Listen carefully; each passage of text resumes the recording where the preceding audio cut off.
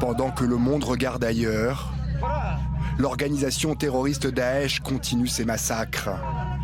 Le dernier en date a eu lieu dans cette maternité de Médecins sans frontières à Kaboul, en Afghanistan, le 12 mai dernier. 3 hommes, lourdement armés, ont fait feu dans l'hôpital.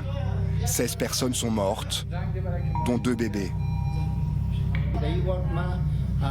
J'ai vu 8 cadavres de femmes dans cette salle. Et 7 autres cadavres étaient dans l'autre salle sur les lits. Ils ont été frappés à la tête et au visage.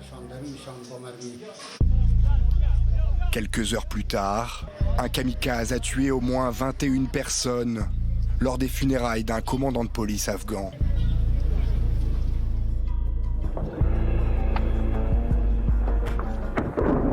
En Irak et en Syrie, Daesh, pourtant annoncé comme vaincu en mars 2019, lors de la chute du village d'Al-Baghouz, aurait réussi à se restructurer.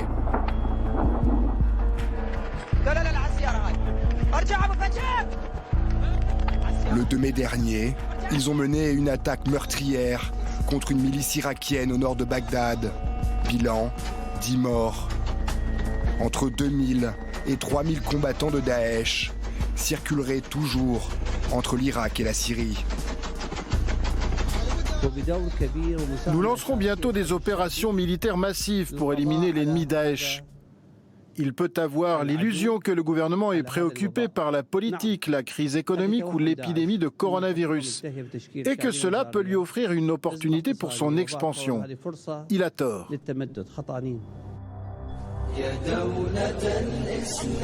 En Afrique, les groupes terroristes liés à Daesh multiplient également les attaques. Hier encore, 8 soldats de l'armée camerounaise ont été tués. La veille, Daesh avait revendiqué la mort de 13 chrétiens en République démocratique du Congo.